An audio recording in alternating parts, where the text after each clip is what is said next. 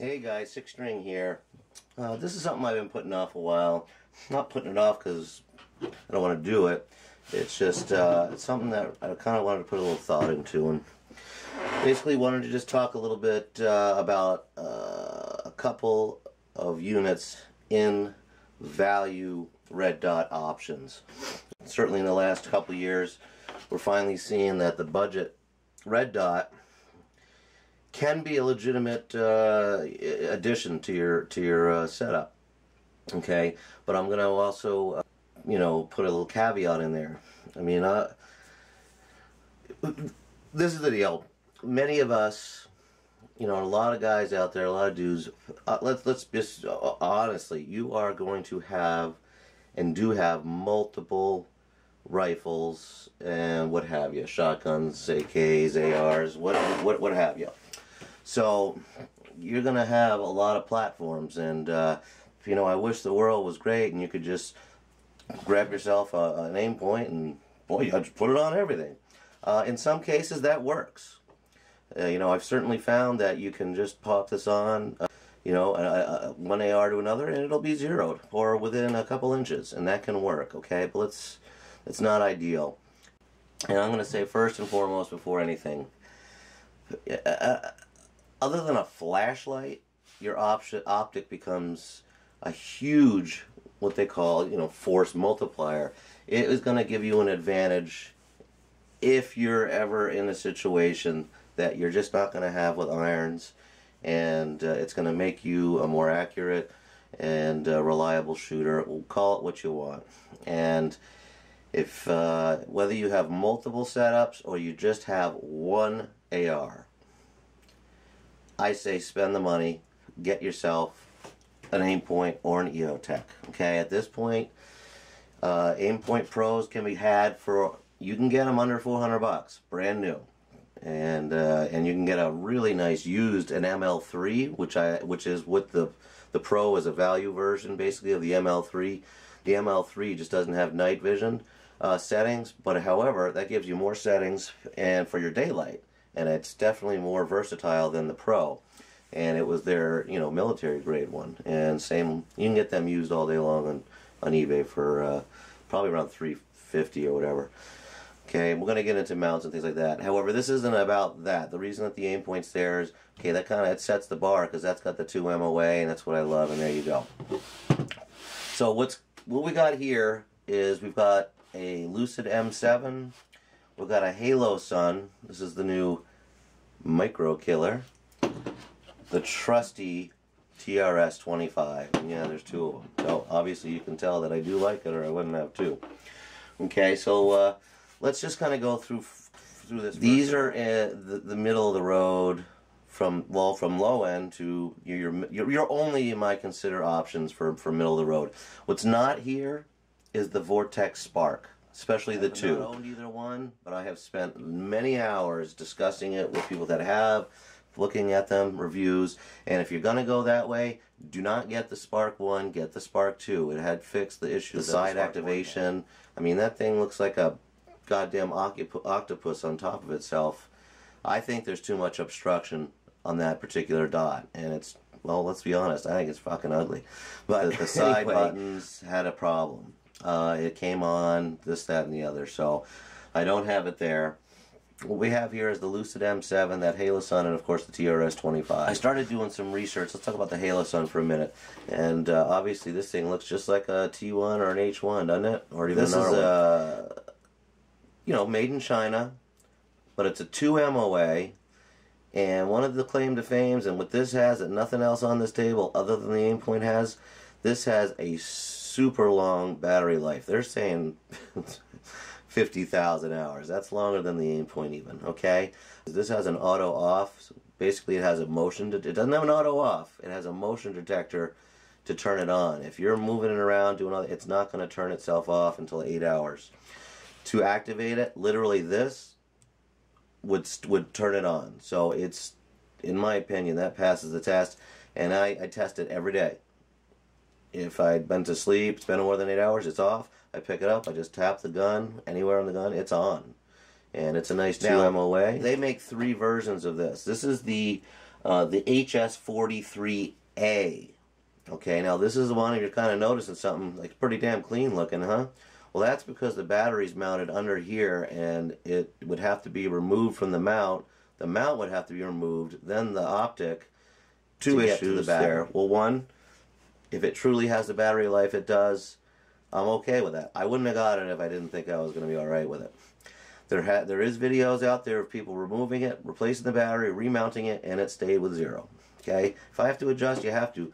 Again, the knobs here can be used. They have their own tools. You just take them off, turn it over, and just like the T1, it has it. And then you got your high and low here. You hold them down and turn it off. I really like this thing. And one of the reasons I got this, the problem with these TRSs, even though these are super high value, is the emitter is on the bottom. Maybe you're what, the 430? I don't know if you're seeing that or not, but the emitter's right here. And you can see it. Now that might not be a big deal, and I'll tell you what, if you're out at the range, you know, you're not going to notice it. But on my AK with the Ultimac rail, it's slightly off center, the Ultimac rail, and that emitter actually covers up. There's actually a solid wall between my blade and my front sight. So if I was to co-witness, I'm actually not seeing the right half of it. For me, that kind of a deal breaker. So I started to look into other options. Can you put a riser on there? No, you can't. You need this thing mounted really low. So I actually put the without the riser. This is an M7 riser from Lucid. Take that off, and this goes directly on the Ultimac rail. And this is my choice for the AK and the Ultimac rail. It fits flush. I can do my lower co-witness. And the one thing that's nice about the M7 here and the Halo Sun is there is no emitter. You cannot see the emitter. I'm not sure if this is coming on camera. You cannot see the emitter on the bottom right hand side. It's there. You can't tell. This one's got it at the 6 o'clock position, but it's so flush that is very unnoticeable. And on this one, it is in the same position as the TRS, but it's again very flush. Now this is going to be an issue here, and my friend DB Cooper on YouTube here, one of my good friends, he did say that they make one that has the emitter on the bottom. Now I called Bushnell, and they swore no, and this was just the one girl I talked to. However, I did do some research, and I did see that there was, or is, or has been a version of the Bushnell TRS-25 that the emitter is at the 6 o'clock position. Again, for me, that would be cool. I'd be into that. But still, having an option that doesn't have it at all, well, why wouldn't you go that way? Okay? So, again, I'm all over the place with this. As far as cost goes, your Bushnells now, you can buy them new for 65 bucks. And they come without the mount or anything like that, and it goes on any Picatinny rail. And that's hard to beat. Okay, the only drawback to any of these, this has a 3 MOA. Well, these are both 2 MOA. So 3 MOA, I don't like a 4 MOA just because it's big, especially on an inexpensive red dot. You know, that's part of one of the issues. How clear or crisp is that dot? Brightness is a non-issue with the Bushnell. You will not have a problem with that. In price, you can't beat it. Okay, now I was 100% on these until two things have knocked it on me. Number one, there is a guy that on YouTube, and he killed it. His does not work now. And, you know, of course, Bushnell's going to take care of them. You know, I asked for a new screw once. They just sent it to me, not a problem. But they will take care of it. However, it did fail on them. This one, when I switch between the brightness, see on this one, when I switch the brightness, it just goes bright to high to low. On this one, I don't know if you're seeing this, it actually shuts off when I change the brightness levels in between. Okay, is it doing it? Yeah. And I have had the recoil cause that to go into a position and it shut off. Again, that's a big fail for me. Like, that's why this one is not the one that's whatever. This one it doesn't do it. This one it does. Go figure. Okay, these have been around for years. Who knows, you know, if this is old or new or what. These This took #1, Mac, Military's Arm channel. Tim gave this the #1. They tested this, the Spark, and they tested the Primary Arms one. Primary Arms is now, their new optic is a Holosun branded to Primary Arms. The one they're using is the 40G, which has the mount on the right side. It is a T1 compatible for the mount, which is killer. This one is not. And the knobs are higher. They make a 3D, which the battery knob's on the left, and it has the low profile. So there's 3 versions of this. This one's the least expensive at $160. The one with the knob on the left, with the low mounts, which is not compatible with T1 mounts or H1 or Aimpoint Micros, is about $190, and this one's about $200. I mean, the other one's about $200 with it on the right. That's more of a T1 copy, and it has the highs. Right, identical in all of them. And like the AK Union, there's been some torture tests on these. He went scuba diving with it, and it passed. So, and they did freeze it. I really like this. I mean, if you said, oh, which one do you like better? Well, I'm going to pick the Holosun over the Bushnell any day. It's got a 2 MOA. It's got a 50,000. Let's just call it maybe a year's life on the battery. This, I've had it die in 2 days. Left it on, problem. And it doesn't have the emitter issue. It's just super clean. I really like it. That would work great on the AK. It comes, see, as you can see, there's no Picatinny mount, but it does come with a Picatinny, and you can put it on there, and you're good to go. On the Lucid M7, these retail at $220. Again, check for your street price, because you can get it for the same as there. I really like this. This is really neat because it's kind of like a miniature Aimpoint with the way the AAA battery's up here. It does have the lanyard loops.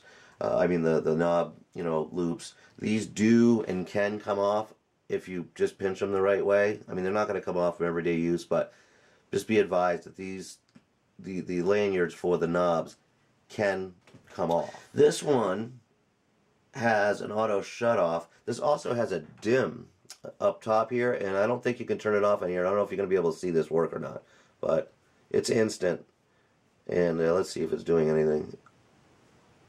Yeah, you can see it dim, and it's useful. And I do like that. One thing I did find with this and with the Holosun, you like with the Holosun, if you can see it, I don't know if you're seeing it. I'm going to stand up and show you. You can see kind of an artifact here. You can see how there's a little bit of a halo on the bottom right. You're not going to see that if you just lower it, but you won't see it if you're outdoors, and one down you didn't see it. But it just, look at how clean it is in there, and look at, there's no, you know, I mean, the IO cover for the Aimpoint's called an IO because you have this giant I over here, and then there's O. You can kind of see, you know, it does obstruct your view. This one's the cleanest of all of them. But this is perfect for the AK, and it, you know, it has a 25mm objective versus 22, and that helps too. It's just slightly bigger. I just like it. This is unique. Now, both risers are a problem. This one comes with it, and the Lucid, this is separate. It's like $39. Unfortunately, it's really high. This is like a lower fifth, and it's the same with this. This is like a lower fourth to 1/5. As far as co-witness goes, well, I think it's useless. The only reason it's there is in case your optics fail. You're supposed to get this so you don't have to worry about the sights. That's a whole nother video. I do kind of, I like it at least a true 1/3, or even, this is the UTG mount. I've never had a problem with this not coming back to 0. This puts a true witness, a co-witness on there, and this one I put on one of the ARs. This is on the pistol. I'm going to tell you right now, after this video, I'm taking this mount off, putting this on, and I'm gonna mount it to this because I want a little bit lower. You're gonna get, I mean, it's a little more true accuracy that way. And obviously risers. This doesn't come with it. This does. This is the most expensive. Actually, they're probably all similar. The other Lucids that are out there. Now, I haven't found another one. This must be the prototype. This is an older M7. This has just a single 2 MOA. The real one, not the real ones, your everyday ones have a 2 MOA and a 25 MOA circle around it, kind of like an Aimpoint. That's going to help you guys with if you have astigmatism or something. You might prefer that type of reticle, and I haven't had a chance to shoot that. I do like this one with the single dot, and obviously just because I'm used to it. So, I guess more of a review here is that they're all good options. You know, your Bushnell is this for the price, you just can't go wrong, and that's why having a couple works. These things, mount them on a shotgun, they work. This is on a shotgun. Oh, by the way, this is the quick release lever that you can get for them. They're about 20 bucks. This fits on your primary arms and Bushnell's. I think it'll fit on a couple others. The only thing I don't like about it is it's really kind of, I don't like that. You can't just go like this and it comes off. What you do is you put it about 2/3 of the way on, and then you tighten it hand tight until it's tight on the rail. Then you cinch it, and it works. Okay, I got it just to try it. It is working, but it's not the most high quality thing. There is a couple springs that come with it. But if you do want, you know, what is the reason why you want quick detach? Well, what if you crack your lens? That's why you have backup iron sights. You know, what if it's so foggy for some reason and you just can't see through it? You want to be able to get that off there. Hence why you'd want a really high-end like a LaRue mount. And again, get yourself the high-end optic. So it's nice to have that feature on the low-end ones. I do keep Allen wrenches on in the guns for if I need them. This one, the UTG mount, it's a hand thing, and it works. I've never had a problem with it, and it holds 0. So that's there you go. Lucid M7, worth the money? Yes. It has specific options too. This on an AK and a front rail, I think, is a better choice than any of these, and I just like it. I mean, your battery cap there and that look, and this has not been a problem with it accidentally coming on or whatever. And this has an auto off, where the Spark 1 didn't, and there's your up and down. And this has some neat features, like if you just tap the power button, it goes to the lowest. If you just tap it again, it goes back to where you had it set at the highest, and then you got your up and down. So it's pretty cool. Also, this is the Aimpoint Micro cover. Fits on the Bushnells, and certainly fits on your Holosun as well. So I like that cover system. They all come with the bikinis, and there is a difference. This is threaded on the M7 and threaded in the front. This you can put a flash hider, and they do sell for about 30 bucks a 2x to, I think, even to a 5x, but a 2x magnifier. Weaponeer gave it a good thumbs up, and I think it's something that is interesting to kind of consider. I'd like to try it. It just screws in, and now you've got a 2x. That's kind of neat, and it's not permanent, and that's something you're just not. I mean, heck, even high-end red dots and halo sights are not giving you, you know, a magnification option unless you pay the price of a $300, you know, optic. I don't know. That's just, and the weight, you're killing me. The weight alone, that means I think that one's cool.